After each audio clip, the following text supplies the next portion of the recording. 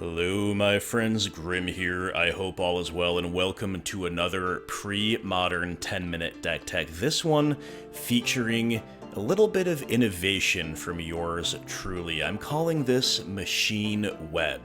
This is a variation on the well-known black-red midrange archetype, known commonly in this format as Machine Head. I think you can already guess, based on the name, the thumbnail, and indeed what you're seeing here before you, where the web part of the name comes from. However, if you don't get it yet, fear not.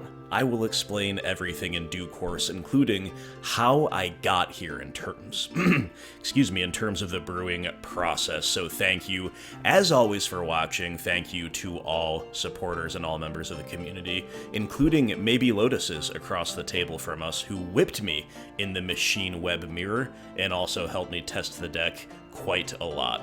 Without any further ado, let's break it down for you and see if we can make black-red midrange a little bit cooler and a little bit more unique and effective than it's been in a while in pre-modern. Let's check it out. Alright guys, so to kind of document the whole journey, as I said, we'll begin by noting that Dracoblast, as represented here by the card Insidious Dreams, is a great way to play black-red in pre-modern. For those unfamiliar, it is primarily a combo deck where Dreams sets up a combination involving Erratic Explosion and Draco to do 16 to the opponent's face, and uses a black-red midrange shell around the combo to disrupt the opponent's plan to help control their board, and of course to do those few missing points of damage to make that combo lethal. Totally great way to play these colors in pre-modern, no doubt about it. But for those of us who want more of a traditional mid-range experience, Machine Head is the way to do it. It's a black-red mid-range deck without the combo, and it encompasses a huge variety of options, and no two lists look alike, really. And to me, I've always felt, ever since I started getting into pre-modern and really being able to analyze lists with some degree of proficiency, that Machine Head is unsolved. Here is one of my first attempts at solving it, and believe me, I'm not the first one to try out these cards, but I'm calling this Red Rack. So basically, you're availing yourselves of the Rack, which rewards you for playing all the black-based depletion and all the red-based chip damage, like Grim Lavamancer and Lightning Bolt, which is some of the highest card quality options available to mid-range anyway, so it all kind of goes together nicely. To me, some more cards emblematic of Red Rack are Ravenous Rats, which not only helps the depletion plan, but also makes Cabal Therapy much more playable here than it is in Dracoblast or in the Machine Web deck I'm about to show you, because Rats is a premier flashback feeder for Cabal Therapy, and Lavaborn Muse is another very emblematic card of the Red Rack variant of Machine Head, because she's like a rack on legs, and all of this stuff is fantastic, but there's one major glaring problem with it. It does not use Dark Ritual, and therefore is maybe a little bit too fair. Now, that doesn't mean it's bad, but it does mean we don't have that turn 1 Arena or Hypnotic Spectre potential. We don't have that way to really cheat on mana and really present an I win permanent as early as turn 1. And try as I might, nothing that I did in terms of reconfiguring Red Rack to include Dark Ritual made sense. There's too many other red cards, it just never really felt right, and I couldn't get away from the fact that if we are playing Dark Ritual, and we do need to make it even more black-based than it already is, we might as well go the whole hog and play Bottomless Pit and stay mono black. So is there another way to play Machine Head than Red Rack, which again I stress is totally fine? I say yes, so here we go. Let's take a look at Machine Web. Alright guys, so this is Machine Web, and it's not as simple as taking out a few cards and putting a few others in, because Machine Head has not been tier 1, as far as I can tell, for years, if ever, right? So clearly, something is missing in the list, and when I was looking at it, I was like, okay, What's the first thing to figure out? Well, the first thing to figure out is what is the identity of honest-to-goodness black-red midrange. The rock's identity is it has a lot of built-in life gain, it has one of the best removal spells, most flexible and highest extra 1 potential in all of Premodern, which is Pernicious Deed, and has potentially the Living Wish package, everything else that green gives you. Dead Guy Ale's identity is it plays white and therefore can play Vindicates and Swords to Plowshares as some really unique and highly effective interaction. Red's identity, well, you've got Lightning Bolt and Grim Lavamancer, 2 of the strongest individual cards, especially at the lower curve in the format, so that is great when they line up, but when they don't line up and when this small damage-based removal is not relevant or not that effective, what is our identity then?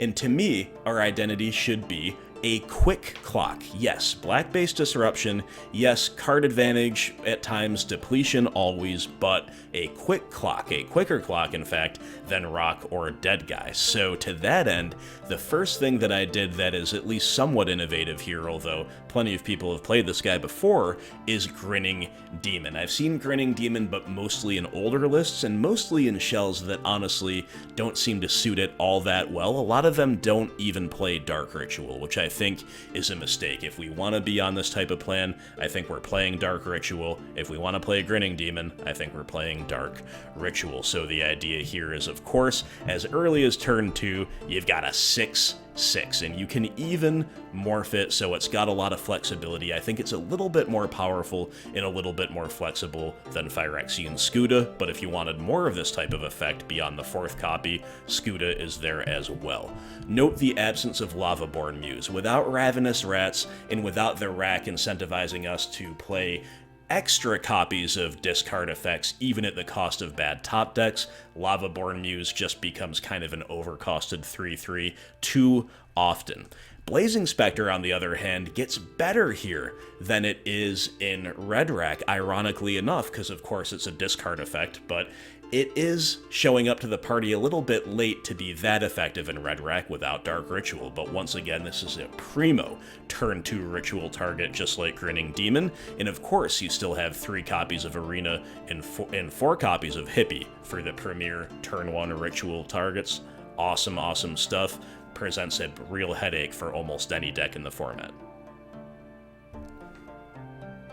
Now the other innovation here, and this is something I haven't seen anybody do, is 3 main deck copies of Sabo's Web. What led me to this is the realization that the land base in Machine Head decks was never satisfactory to me no matter how I built it.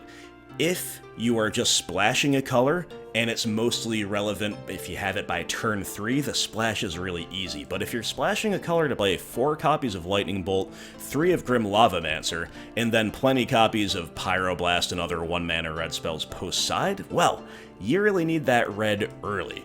And one of your best mana-fixing cards available is Tainted Peak, but if you've got too much red early, Tainted Peak suffers because you need swamps in order to turn it on. So it's really hard to get your color production while also including utility lands. The first way I tried was with Gitu Encampment. It's got utility and it makes red, but to me, Machine Head really hates this enter the battlefield tapped clause. Unlike Treetop Village in the Rock, we really want to curve out, we really want to go fast. ETB tapped is no bueno in that regard. And then you have Wasteland and Mishra's Factory, where you could just say, I'm kind of giving up getting color production out of my utility, let's just play a really powerful effect. But you know what? Neither of those feel as necessary, nor as much of a synergistic slam dunk to me in Machine Head as they do in most other shells that play them. And all in all, I just got around to thinking, what if I just give the ghost up totally on utility lands? Enter Sabo's Web, which I have thought for a long time, ever since I began to understand the card, is very main deckable. This rewards us for utility absence in our land base, and at worst is a 2-mana cantrip that replaces itself and leaves behind a relevant permanent in the face of something like Tanglewire or Braids opposing you, and at best is a 2-mana draw the card, win the game, because all of your opponent's lands are locked out and they are never untapping again. Beautiful synergy, my friends, with the Swamp and Mountain and Dark Ritual all hailing from Mirage. We've got Knight of Stromgald as the on-field lieutenant, and Resident Mana Sink. We've got amazing removal like Chainer's Edict and Terminate, and a huge variety of hyper-powered sideboard cards rounding it all out. So that is Machine Web, my friends. Of course, let me know what you think. Thank you for watching, and I'll see you next time.